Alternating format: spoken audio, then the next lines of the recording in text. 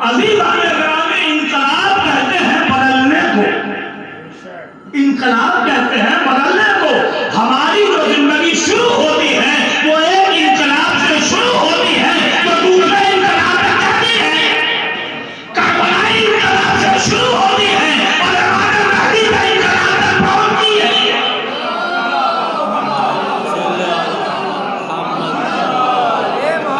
لہذا ہماری ذمہ داری ہے کہ ہم خود سمجھیں، اپنے بچوں کو بھی اس انقلاب کے بارے میں بتائیں۔ یہ سامراجیت، یہ صہیونیت، یہ یہودیت جسے قرآن کہہ رہا ہے، آج اسلام دشمن طاقت نے کیا کر دیا بتایا آپ کو۔ سنی کو شیعہ کا، شیعہ کو سنی کا، بریلی کو دیوبندی کا، دیوبندی کو بریلی کا، خانقاہی، مالکی، شافعی، حنبلی، یہ سب آپس میں دست و گریباں ہیں، لڑ رہے ہیں، ایک دوسرے کو ایک دوسرے کا دشمن سمجھ رہا ہے۔ بڑے بڑے حافظ ہیں، بڑے بڑے قاریان قرآن ہیں جو جھوم جھوم کر قرآن پڑھ کے کہتے ہیں کہ ہمارا دشمن فلاں فرقہ، ہمارا دشمن فلاں فرقہ۔ کیا قرآن نے جو اعلان کیا کہ ہر خشک و تر اس کے اندر موجود ہے، کیا تم کو مسلمانوں تمہارے دشمن کی خبر قرآن نے نہیں دی کہ تمہارا دشمن کون ہے؟ کہ ذرا غور سے پڑھو تو قرآن کہہ کیا رہا ہے کہ یا ایھا الذین آمنوا لا تتخذوا یہود والنصارى، اے ایمان لانے والوں یہودیوں اور نصرانیوں کو کبھی اپنا دوست نہ بنانا۔ تو قرآن تو کہنا ہے مسلمان تمہارا دشمن یہودی ہے، تمہارا دشمن نصرانی عیسائی ہے۔ تم کسے کہہ رہے ہو؟ کہیں ایسا تو نہیں ہے کہ تم صہیونی طاقت کے شکار ہو رہے ہو، جس طرح سے ملک شام میں رہنے والا تمہارا حاکم سرجون کا شکار ہوا تھا، جو یزید کے باپ معاویہ کا مشیر تھا۔ سرجون عیسائی جو اس کا مشیر خاص تھا، اس کا شکار ہوا۔ بہرحال ایک الگ یہ تفصیل ہے، لیکن عزیزان گرامی، ہماری جو زندگی شروع ہو رہی ہے، چوتھے امام نے اکثر فرمایا ہے کہ میرے شیعوں کی بابصیرت ہونا چاہیے۔ اتنی بصیرت تو ہونی چاہیے کہ صحیح اور غلط کی تمیز کر سکے، ورنہ جو کوفے میں امام حسن علیہ السلام کے ساتھ ہوا، کوفے میں کون تھے؟ سب نعرہ لگانے والے تھے، مولا امام حسن علیہ السلام کا دم بھرنے والے تھے، مگر امام حسن علیہ السلام سے جب آگے ان کے دوستوں نے کہا مولا تلوار کیوں نہیں نکالتے ہیں؟ کہا تم نہیں جانتے ہو، یہ جو چہرے والے میرے نعرہ لگا رہے ہیں، انہی کی تلوار سے میں قتل کر دیا جاؤں گا۔ وہ منظر دیکھ رہا ہوں، ان کے اندر بصیرت نہیں ہے۔ ملک شام کی طرف سے کچھ بھی افواہیں آ رہی ہیں، اس پر یقین رکھتے ہوئے یہ میرے خلاف بغاوت میں آمادہ ہو جائیں گے۔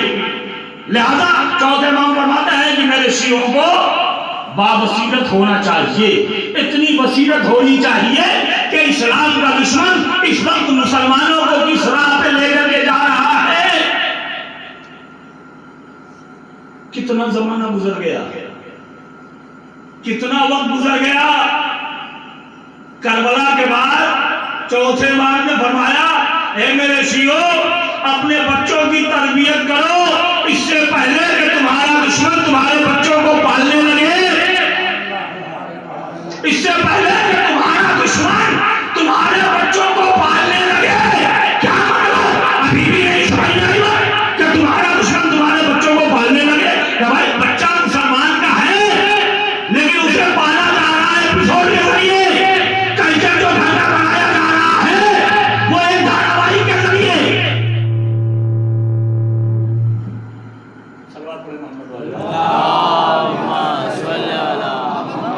چوتھے امام کا فرمان ہے کہ تم اپنے بچوں کو اس طرح سے پالو کہ وہ دیندار ہو جائے، وہ اسلامی ہو جائے۔ کہیں ایسا نہ ہو کہ تمہارا بچہ ہو اور تربیت اسلام دشمن طاقتیں کر بیٹھے۔ آج میڈیا کے ذریعے سے، آج نت نئے طریقے سے، نئے نئے آلوں کے ذریعے سے دنیا میں پلنے والے جتنے بچے ہیں ان کے ذہنوں کو کس طرح سے تبدیل کیا جا رہا ہے۔ میں اپنے ان بچوں کی باتیں نہیں کر رہا کہ جو ہماری آغوش میں پل رہے ہیں، جو حقوق اہل بیت کو سمجھ رہے ہیں، لیکن وہ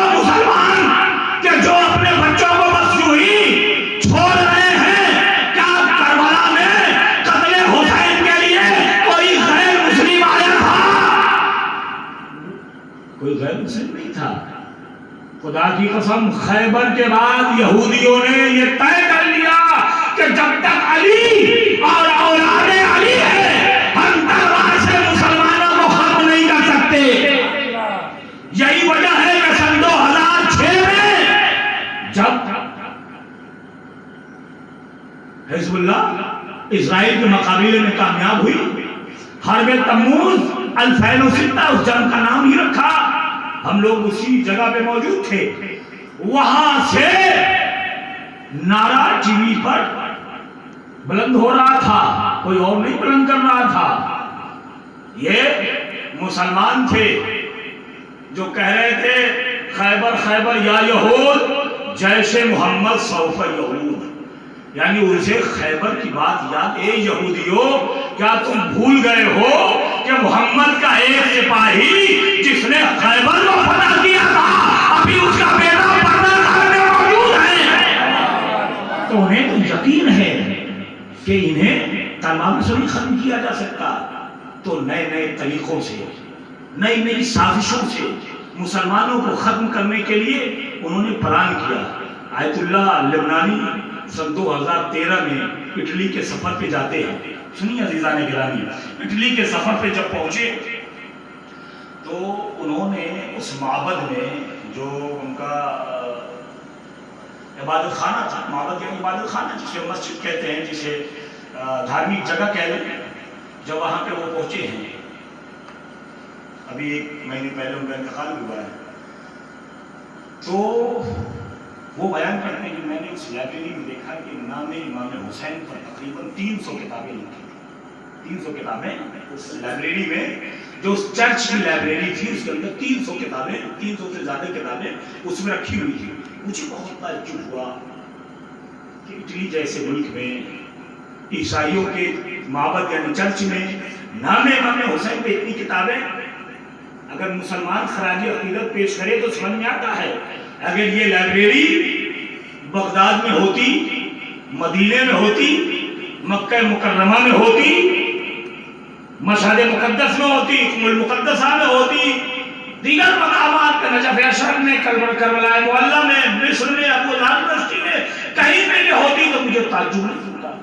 لیکن میں نے چرچ میں اور اٹلی جیسے جہاں پہ ان کے پوپ تیار ہوتے ہیں، بڑے بڑے ان کے علماء جو تیار ہوتے ہیں، اس چرچ کے اندر امام حسین علیہ السلام. لیکن دشمن کس طرح سے سازش کر رہا ہے. اگر ہم نے دشمن کو نہیں سمجھا تو خدا کی قسم ہمارے اندر بصارت نہیں آئی، بصیرت نہیں آئی ہے. ہم نے نہیں سمجھا کہ عزاداری کیا ہے، ہم نے نہیں سمجھا کہ ابھی آنے والے وقت میں ہمارا امام جو آئے گا وہ ہم سے چاہتا کیا ہے. تو انہوں نے ایک میٹنگ کیا، انہوں نے پوچھا بھائی اتنی کتابیں امام حسین علیہ السلام کے نام پہ رکھی ہوئی ہیں اس لائبریری میں. تو اس نے کہا کہ آج سے کچھ برس پہلے ہمارے جتنے بھی لوگ تھے سب جمع ہوئے اور انہوں نے اسلامی فرقوں کے بارے میں تحقیق کرنی شروع کی کہ بعد رسول کتنے فرقے بنے اور کتنے سال تک چلے، کب ختم ہو گئے. تو کہا اس پہ ہمیں جب ہم نے غور کیا تو پتہ نہیں چلا کہ کوئی 150 سال تک چلا، کوئی 200 سال بعد پیدا ہوا پھر ختم ہوا. ابھی یہ جو وہابیت چل رہی ہے بہت زیادہ 205 207 سال کی پیداوار ہے. عبدالوہاب نجدی جو اس نے اس کو بہرحال وہ طے کیا، وہ بنایا اور ابھی یہ چل رہا ہے. کب تک یہ چلے گا نہیں. اسی طرح سے بہت سارے فرقے بنے ختم ہو گئے، ختم ہو گئے. لیکن ایک فرقہ ایسا ہے کہ جو اس وقت سے چلا آ رہا ہے اور اب تک ختم نہیں ہوا، اب تک ختم نہیں ہوا. تو ان کا آخر وجہ کیا ہے؟ اس فرقے کے ختم نہ ہونے کی وجہ کیا ہے؟ ان لوگوں نے ایک لیٹر لکھا، پوری دنیا میں جہاں جہاں ان کے وہ تھے بھیج دیا کہ بھئی تم اس پہ غور کرو، فکر کرو، ریسرچ کرو، پھر بتاؤ ہمیں کہ آخر وجہ کیا ہے. کچھ مہینوں کے بعد جواب آنے شروع ہوئے تو مختلف ملکوں سے جواب آ رہے تھے، لیکن سب کے جواب ایک تھے کہ بھئی یہ جو قوم ہے، یہ جو ختم نہیں ہوئی ہے، یہ قوم کربلائی ہے. توجہ فرمائیں، یہ قوم کربلائی ہے. یہ ختم اس لیے نہیں ہوئی کہ اس کا تعلق کربلا سے ہے. یہ ختم اس لیے نہیں ہوئی کہ اس کا تعلق کربلا سے ہے. اور کربلا وہ جگہ ہے کہ جہاں پر اللہ کے لیے 72 نفوس قدسیہ نے 3 دن کی بھوک و پیاس میں اپنے آپ کو خدا کی راہ میں قربان کر کے دین اسلام کو بچا لیا. اور یہ قوم ان کی ماننے والی ہے. چاہے یہ 10 مہینے کہیں بھی ہو، لیکن 2 مہینہ فرش عزائے حسینی پہ آگے بیٹھتے ہیں تو ان کے اندر اپنے مذہب کی، اپنے فرقے کی اتنی معلومات ہوتی ہے کہ طرح طرح کی جو بھی باتیں 10 مہینے ان کے دل و دماغ میں چلتی ہیں وہ ساری چیزیں ختم ہو جاتی ہیں. لہذا یہ اگر باقی ہے تو کربلا کی وجہ سے. آپ نے توجہ فرمائی عزیزان گرامی، مولا کہنا کہ جملہ فرماتے ہیں کہ الفضل ما شہدت بہ الاعداء، الفضل ما شہدت بہ الاعداء، فضیلت وہ ہے کہ جس کی گواہی دشمن دے. فضیلت اسے کہتے ہیں کہ جس کی گواہی دشمن دے دے. تو دشمن کیا کہہ رہا ہے کہ یہ قوم اس لیے نہیں ختم ہو رہی ہے کہ ان کا تعلق کربلا سے ہے، لہذا ہمارے دل دماغ میں یہ بات نہیں آنی چاہیے کہ اگر مجلس ہو رہی ہے تو ہماری وجہ سے ہو رہی ہے، جلوس ہو رہا ہے تو ہماری وجہ سے نہیں. اگر تم زندہ ہو تو مجلس حسین کی وجہ سے. تمہاری وجہ سے مجلس نہیں ہے، تم مجلس کی وجہ سے، تم کربلا کی وجہ سے. جب یہ طے ہو گیا گا پھر آیت اللہ لبنانی کہتے ہیں پھر ہوا ہے. بھائی عقلی کہتی ہے کہ جب انسان ایک حق کی تلاش میں نکلا ہے، اسے حق مل گیا، ساری دنیا سے خبریں آ گئی اور جو ان کے علماء نے تحقیق کر کے لکھ کے بھیجا، تب تو ہونا یہ چاہیے تھا کہ جتنے بھی چرچ تھے وہ سبادہ خانے بن جاتے، امام حسین علیہ السلام کے ممبارے بن جاتے، جتنے بھی عیسائی تھے جنہوں نے تحقیق کی وہ سب آزادار بن جاتے. کہا نہیں، قرآن کیا کہہ رہا ہے کہ یا ایھا الذین آمنوا لا تتخذوا اليہود والنصارى، عیسائی یہودی تمہارے دشمن ہیں. یہ بدلے میں یہ شیعہ نہیں ہوئے، محب اہل بیت نہیں ہوئے، کربلائی نہیں ہوئے، کہ یہ تو تمہارے دشمن ہیں. کافر انہیں کیسے ختم کیا جائے؟ یہ تو ختم ہی نہیں ہو رہے ہیں. ہم اپنی ذمہ داری کو سمجھیں عزیزان گرامی، کہ یہ تو ختم ہی نہیں ہو رہے ہیں، ہم کیسے سمجھیں؟ کہا بھائی دیکھو، کسی کو ختم کرنے کے جو راستے ہیں وہ 2 راستے ہیں. ایک خارجہ پالیسی ہوتی ہے، ایک داخلہ پالیسی ہوتی ہے. تو اس زمانے سے یہودیوں اور عیسائیوں نے ایک سازش چلی کہ ان کے اوپر خارجہ پالیسی کو لاگو کر کے دیکھا جائے کہ یہ خارجہ پالیسی سے ختم ہوتے یا نہیں ہوتے. بہت سارے فتوے آنا شروع ہوتے ہیں. مجلس حسین بدعت ہے، تعزیہ داری بدعت ہے، علم اٹھانے علم دیکھنے سے نکاح ٹوٹ جائے گا. یہ کچھ اور نہیں تھا، یہ ان کی یہ سازش تھی. جس سازش کے زمرے میں بہت سارے سنی جو تعزیہ دار تھے، جو ماتم دار تھے، وہ آ گئے، گرفت میں آ گئے. انہوں نے عزاداری چھوڑ دی، انہوں نے مجلس امام حسین چھوڑ دیا.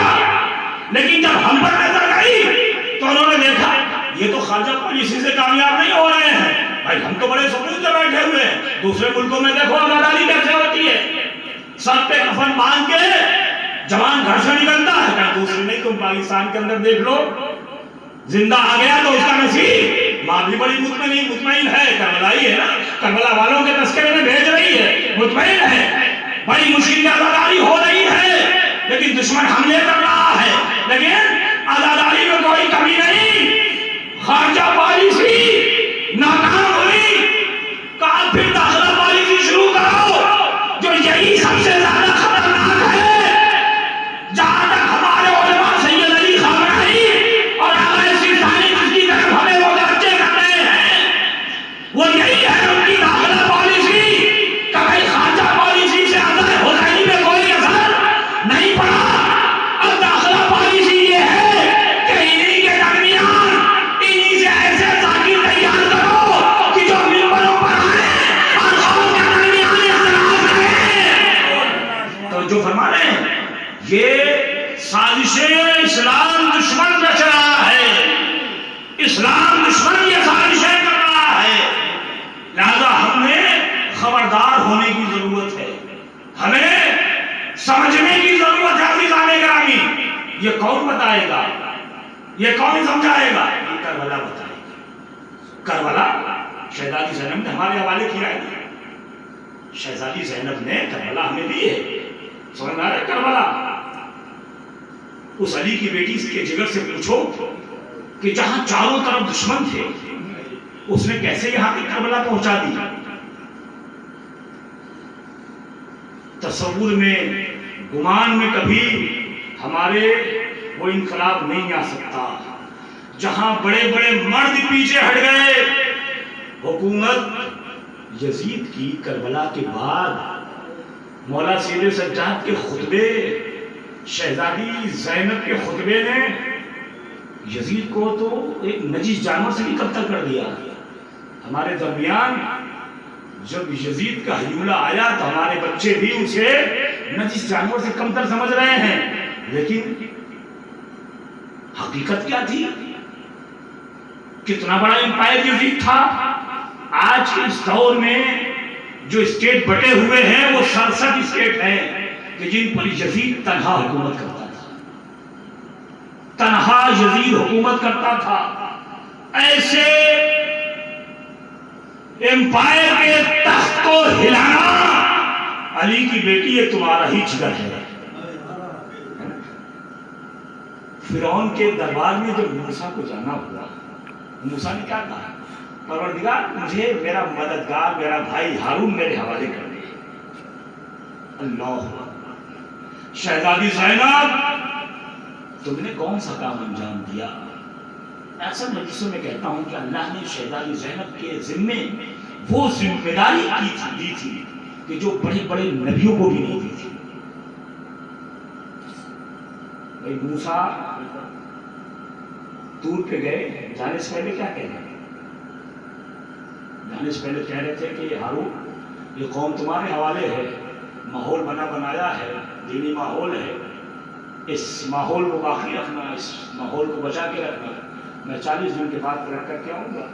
لیکن جب جناب موسیٰ آئے ہیں تو انہوں نے کیا دیکھا؟ سامری نے سب کو پجاری بنا دیا تھا، اس بچڑے کا پجاری بنا دیا تھا۔ تو قرآن کی لفظیں ہیں کہ حضرت موسیٰ نے اپنے بھائی ہارون کے بازو پکڑ کے ہلایا کہ میرے بھائی یہ میں کیا دیکھ رہا ہوں؟ حضرت ہارون نے کہا بھائی اگر میں ان کو روکتا، میں نے تو بہت کوشش کیا، اور اگر ان کے بیچ میں میں آتا تو یہ میرا قتل کر دیتے۔ حضرت موسیٰ کا بنا بنایا ماحول سامری نے ختم کر دیا، لیکن یزید جیسا سامری جس نے یزیدیت کو، سامراجیت کو پوری دنیا میں پھیلانے کے لیے جو ماحول بنایا تھا، وہ شہزادی زینب نے ہنستے ہوئے ماحول کو رونے میں تبدیل کر دیا۔ وہ کوفے کا بازار یاد ہے جہاں سارے لوگ ہنس رہے تھے، تماشا دیکھنے کے لیے آئے تھے، شہزادی زینب نے انہیں رونے پہ مجبور کر دیا۔ شام کا وہ ماحول کہ جس میں عید اور خوشی منائی جا رہی تھی، اس میں شہزادی زینب نے کیسے اس ماحول کو تبدیل کر دیا، اور یزید نے جہاں سے حسینیت کو دبانے کی کوشش کی، جس جگہ سے بھئی یزید کیا چاہتا تھا؟ اس نے مطالبہ کس چیز کا کیا تھا؟ بیعت یا سر؟ بیعت یا امام حسین علیہ السلام نے کہا بیعت ممکن نہیں، سر دے دیا۔ اب تو یزید کو اہل بیت کے حرم کو چھوڑ دینا چاہیے تھا، چلے جاتے ہیں۔ یہی اس کا مطالبہ تھا، بھائی بیعت کر لو یا سر دے دو۔ امام حسین علیہ السلام نے بیعت نہیں کی، سر دے دیا، شہید ہو گئے۔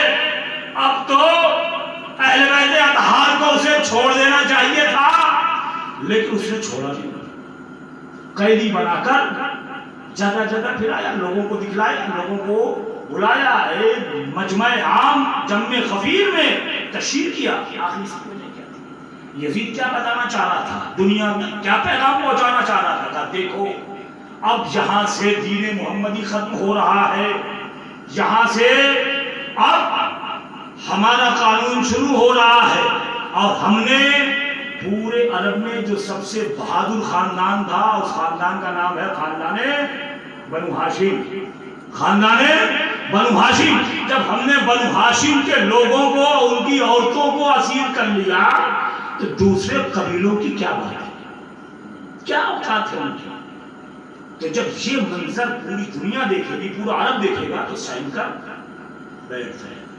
یہی اس کا مقصد تھا کہ میرے خلاف آواز نہیں اٹھے گی, آواز حسینیت دب جائے گی, آواز سامراجیت بڑھ جائے گی, شیطان قہقہا لگائے گا. شام سے بھی وہ فرمان شیطان جاری ہوگا جس جگہ بیٹھ کر اس نے یہ پلان کیا, وہیں سے علی کی بیٹی نے ایسی حسینیت کی شمع کو روشن کر دیا کہ صبح قیامت حسینی شمع کبھی گل نہیں ہو سکتی. یزید ختم ہو گیا, حسینیت آج بھی زندہ ہے.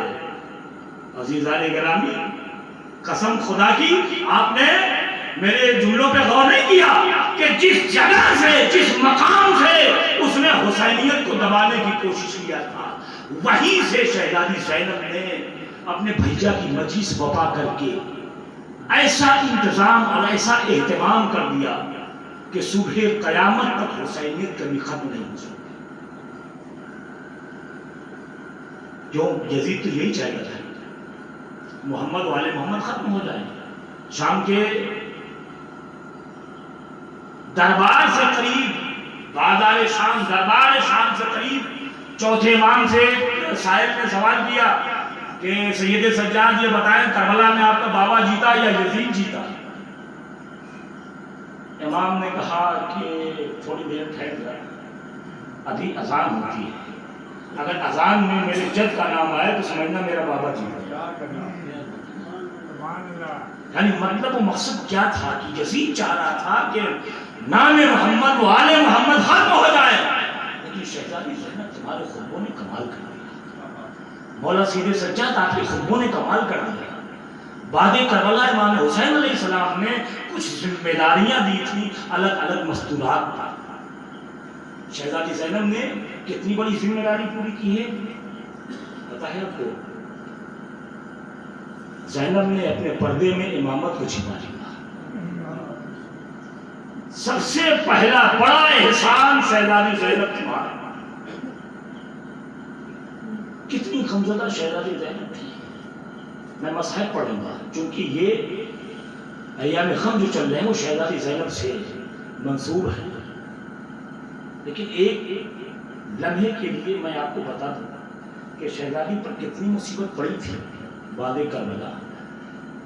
جب یہ قافلہ چھوٹ کر زندان سے مدینے پہنچ گیا, مجلس ہوتی تھی, ایک خطیب مجلس پڑھ رہا تھا, چوتھے امام دروازے پر بیٹھے ہوئے تھے. جیسے ہی قاضی کا نام آیا چوتھے امام کھڑے ہو گئے. شہزادی زینب پہ کتنی مصیبت پڑی, خدا کی قسم ہم اور آپ اندازہ نہیں لگا سکتے. میرا بیمار امام کھڑا ہو گیا, غازی کا نام آتے ہی بیماری کا بلا کھڑا ہو گیا.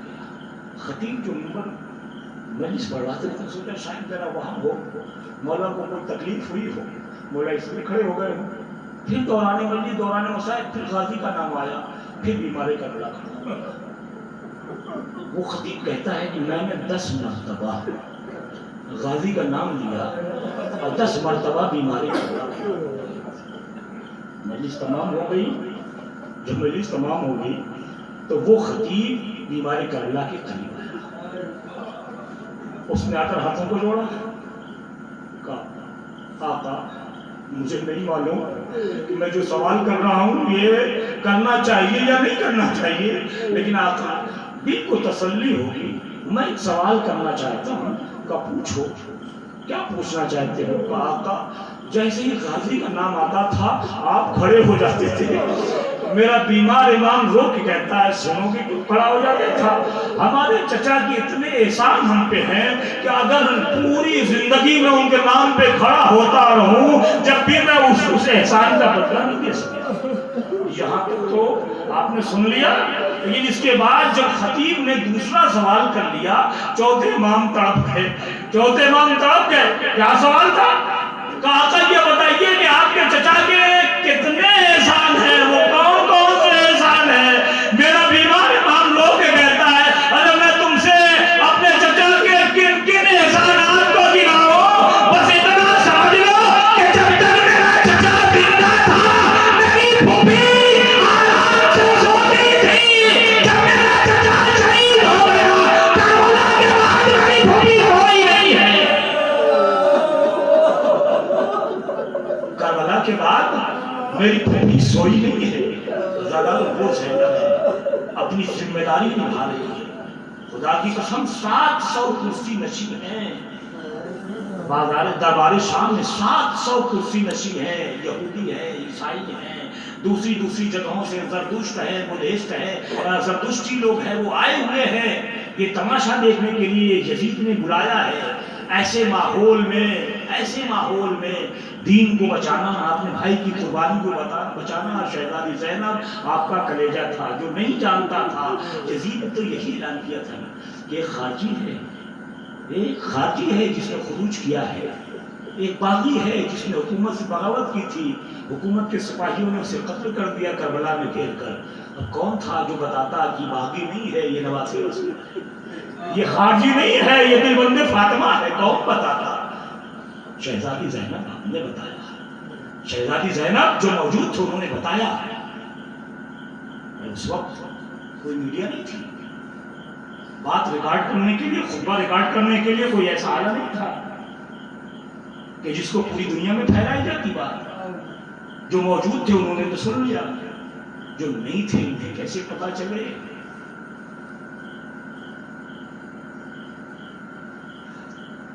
بڑے ہی چالاکی سے کچھ یزید کے طرفدار اس بات کو نقل کرتے ہیں کہ یزید نے خواب میں دیکھا کہ رسول اللہ آئے ہوئے ہیں, بال بکھرا ہوا ہے, گرد و غبار ہے, آنکھ سے آنسو بہ رہے ہیں.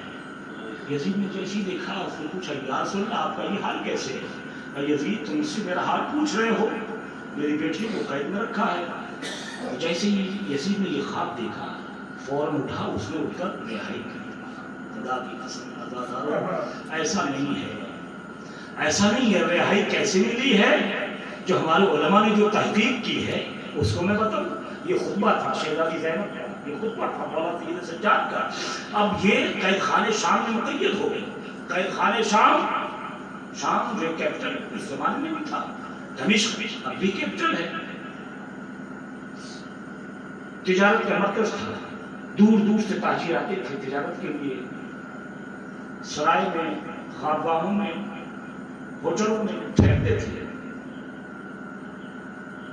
آدھی رات جب گزرتی تھی سب کی تاریکی کو چیرتی ہوئی ایک 3 سالہ بچی کے رونے کی آواز آتی تھی. ہائے میرا بابا, ہائے میرا بابا. جو یہ مسافر خانے میں مسافر جو تاجر ٹھہرتا تھا, یہ فطرت انسانی ہے کہ جب پردیس میں ہوتا ہے کسی بچے کو روتا ہوا دیکھتا ہے تو وطن میں اس کا بچہ یاد آتا ہے. تاریخ کہتی ہے کہ صبح ہوتے ہی وہ تاجر قید خانے شام کے دروازے پر پہنچتا تھا اور جا کے کہتا تھا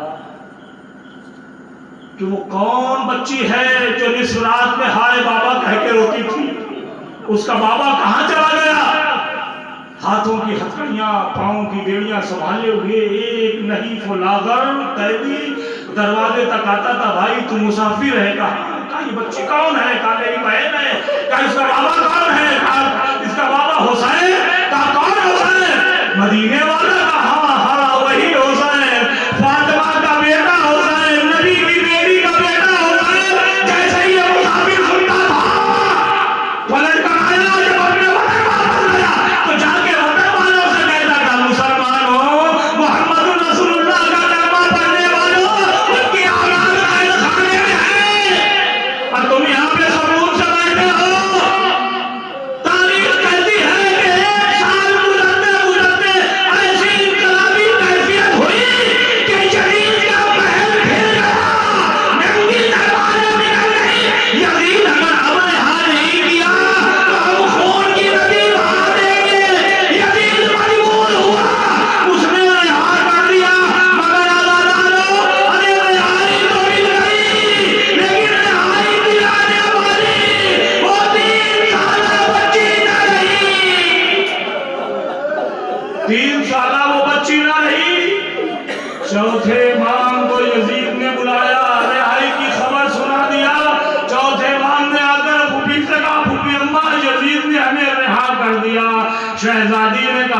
کا اس نے رہا نہیں کیا. تاریخ میں مجھے کچھ باتیں رقم کرانی ہے. ظلم ہار گیا, مظلوم جیت گیا. یزید سے کہا کہ ہماری 3 شرطیں مان لے. پہلی شرط یہ ہے کہ ہمارے تبرکات جو لوٹے گئے ہیں وہ واپس کر دے. دوسری شرط یہ ہے کہ ہمارے لیے ایک مکان خالی کرا دے. ہم کو کسی نے پرسا نہیں دیا. میرے لال سید سجاد تمہارا بابا مارا گیا, تم کو پرسا کسی نے نہیں دیا. رباب تمہارے آقا میرا بھیا مارا گیا. لیلا تمہارا سرتاج مارا گیا. تمہارا بیٹا کہیں جوان مارا گیا. تم کو کسی نے پرسا نہیں دیا. میرے لال کہو ایک مکان خالی کرا دے. کا تیسری شرط یہ ہے کہ ایک مرد صالح نیک انسان کو ہمارے حوالے کرے جو یہاں سے مدینے کا راستہ جانتا ہو اور ہمیں باعزت مدینے تک پہنچا دے. امام نے جب یہ تینوں باتیں یزید کے سامنے رکھی تو یزید کہتا ہے کہ ہمیں 2 باتیں تو منظور ہیں, مگر سید سجاد ہمیں پہلی بات منظور نہیں. وہ اس لیے کہ وہ تبرکات نہ جانے کون کون لوٹ کر کہاں لے گیا. ہم تمہیں کیسے واپس کر سکتے ہیں؟ اگر ہو سکے تو اس کا کچھ بدلہ ہم سے لے لو. ارے چودھے بار لوگ کہتے ہیں یزید تو اس چادر کا بدلہ کیسے دے گا جسے تیری چچا نے اپنے ہاتھوں سے دیا تھا. تو اس کرتے کا بدلہ کیسے دے گا؟ کچھ تبرکات آئے لالارو, اس میں ایک چھوٹی سی چادر بھی تھی. قید خانے شام کا رخ کیا. بیٹی سکینہ وہ چادر آ گئی. سنے عزادارو, قبر سکینہ پہ چادر ڈال کر زینب نے شہزادی زینب نے شام میں انقلاب برپا کر دیا. جن ہاتھوں میں پتھر تھے, جن لبوں میں مسکراہٹ تھی, تاریخ کہتی ہے کہ جب یہ قافلہ چلنے لگا تو شہزادی نے کہا میرے لال ایسی محفل لگواؤ, ایسا پردہ لگاؤ کہ دور سے دیکھنے والا دیکھ کے کہہ دے کہ یہ زہرا کی بیٹیاں, یہ حسین کی بہنیں دکھوں کی سنائی جا رہی ہے. شام کے ہر گھر سے رونے کی آواز آ رہی تھی. ایک مرتبہ شہزادی زینب چلی ہے, جب کچھ دور پڑی ہے تو محفل سے سر نکال کے جملہ کہتی ہے, اے شامی عورتوں ہمیں تم سے کچھ نہ چاہیے, اگر ہو سکے تو میرے بھیا کی ایک امانت قید خانے شام میں سو رہی ہے, اس کی لہر پہ شمع جلانا, اس کی لہر پہ شمع جلانا. زینب چلی عزادارو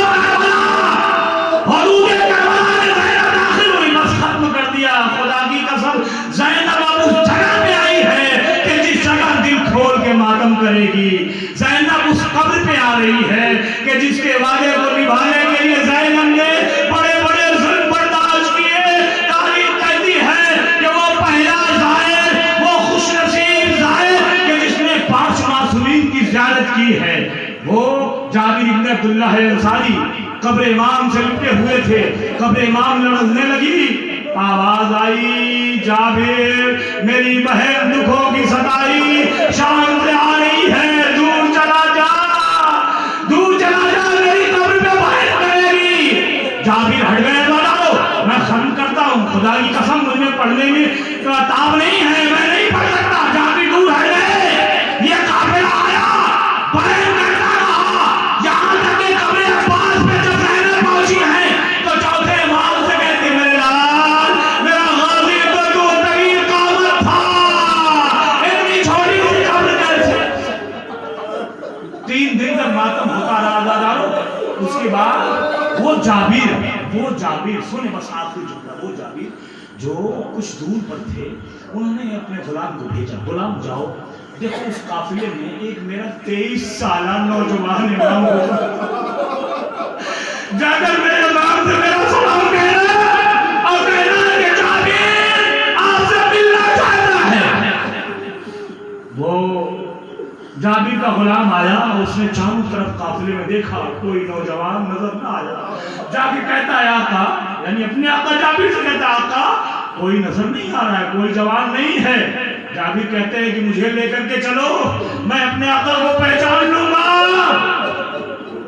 جابر نے آ کر سلام کیا، پھر آقا کوئی جوان نہیں ہے، وہی ایک ضعیف ہے جو آپ کے سلام کا جواب دے رہا تھا، اس سے بلاؤ۔ جب وہ قریب آئے تو جابر کہتے ہیں بھائی اس قافلے میں میرا چوتھا امام آیا ہے۔